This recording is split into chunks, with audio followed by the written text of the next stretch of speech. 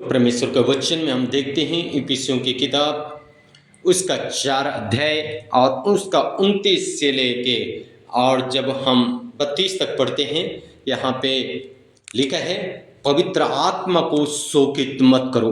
मेरे प्रियो, हम पवित्र आत्मा को कैसे शोकित करते हैं, यहाँ पे हम सीखते हैं।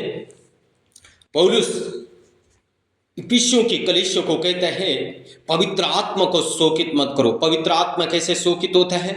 29 पद में लिखा है, कोई गंदी बात तुम्हारे मुंह से ना निकले। हालेलुया। हमारे मुंह से निकलने वाले शब्दों के द्वारा पवित्र आत्मा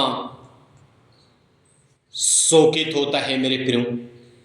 इसलिए पौलुस कहता है, कोई गंदी बात तुम्हारे मुंह से ना निकले, पर आवश्यकता के अनुसार वही निकले जो उन्नति के लिए उत्तम हो। क्या कह रहे पौलुस? पौलुस कह रहा है, तुम्हारे मुंह से आवश्यकता के अनुसार वही शब्द निकले जो दूसरों के लिए उन्नति के कारण उत्तम हो। आज हम दूसरों के लिए जो शब्द बोलते हैं, क्या सच में वो उसके जीवन में उन्नति होगी उन शब्दों के द्वारा? हालेलुया। लिखा है, तुम्हारे शब्दों के द्वारा सामने वाला व्यक्ति का जीवन में उन्नति होना बहुत जरूरी है। तो वही शब्द निकाले ताकि उससे सुनने वाले पर अनुग्रह हो, ताकि उस पे सुनने वाले व्यक्ति के ऊपर तुम्हारा अनुग्रह हो। मेरे प्रियो, इस संसार में हमें परमेश्वर का अनुग्रह भी जरूरत है और साथ ही साथ हमें मनुष्य का अनुग्रह की जरूरत है। जब दोनों अनुग्रह हमारे ऊपर आते हैं, हम आशीषित होते हैं। इसलिए पौलुस कहते हैं, कोई गंदी बात तुम्हारे मुंह से न निकले।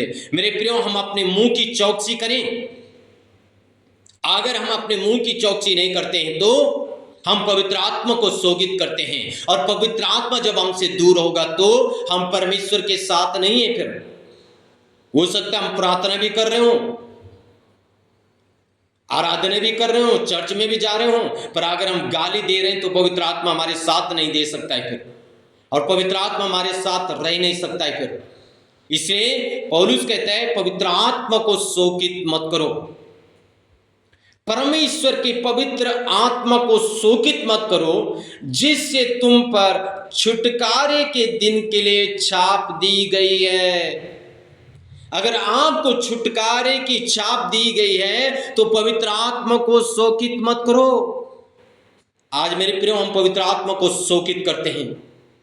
इसलिए इफिसियों 4 का 22 में वो कहते हैं कि तुम पिछले चाल चलन के पुराने मनुष्यत्व को, जो भरमाने वाली अभिलाषाओं के अनुसार भ्रष्ट होता जाता है, उतार डालो।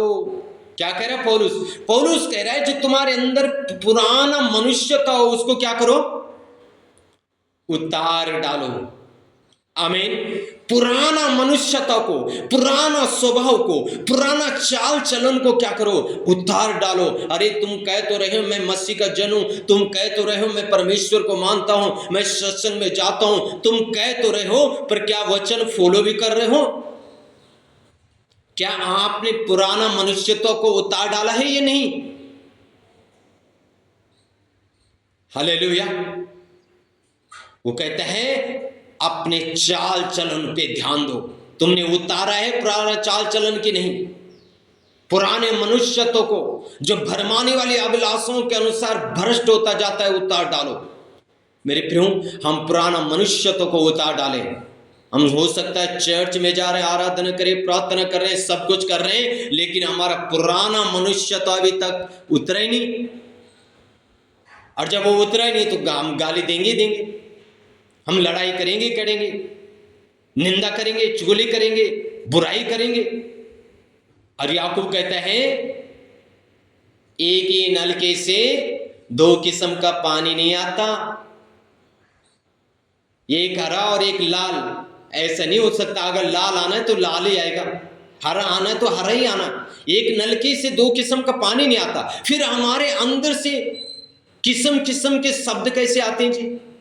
दूसरों की बुराई करना कहां से आते? चुगली करना, निंदा करना, गाली देना, लड़ाई झगड़ा करना, क्रोध, ईर्ष्या, विरोध, फूट, विद्रम, ढा हमारे अंदर भरा पड़ा कहां से? क्या पवित्र आत्मा इन सारे शब्दों को रखेगा अंदर? तो अगर हमने प्रभु को जीवन दिया है तो ये सारी बातें हमारे अंदर नहीं होगी फिर।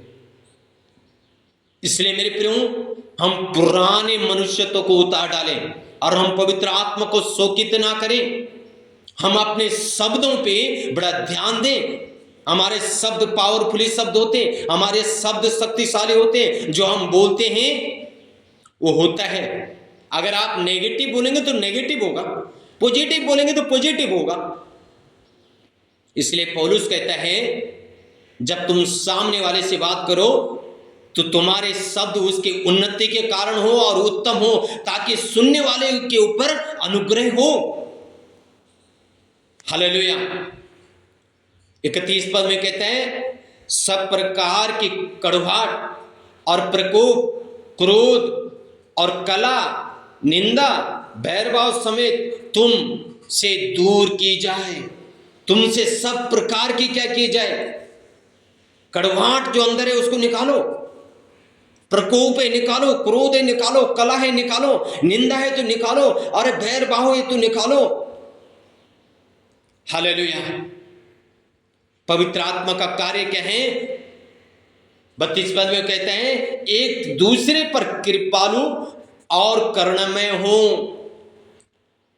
एक दूसरे पे कृपालु और करुणामय हो। कौन व्यक्ति कृपालु हो सकता है? कौन व्यक्ति करुणामय हो सकता है? जिसके अंदर पवित्र आत्मा है, वही व्यक्ति करुणामय हो सकता है, वही व्यक्ति कृपालु हो सकता है।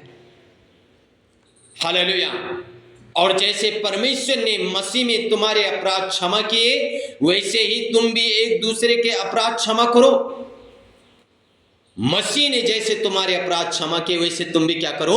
एक दूसरे को क्षमा करो। आज हम एक दूसरे को क्षमा नहीं कर पाते। अगर क्षमा नहीं कर पाते हैं तो क्या पवित्र आत्मा है हमारे अंदर? अगर पवित्र आत्मा है तो हम क्षमा कर देंगे उसको सेकंड में।